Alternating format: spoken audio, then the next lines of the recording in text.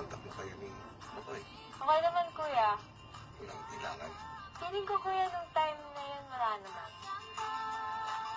Totoo lang din yung mga tinginan na nakakatunaw, kuya, ganun.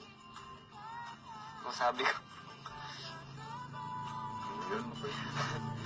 hindi ko ma-explain, kuya. Kasi na-feel lang, nadala lang kami sa sayo.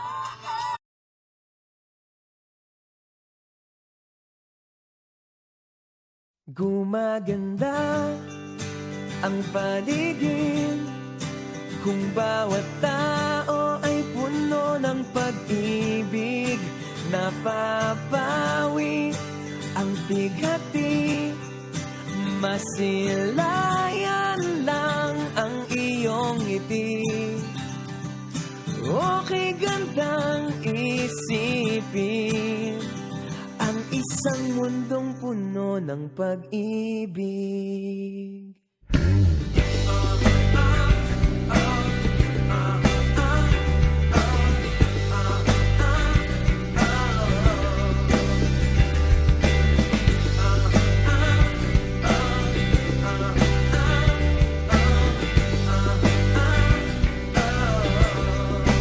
Parang isang bulaklak na kay ganda na inabot mo sa iyong sinisinta, ang iyong nilaan na pagmamahal.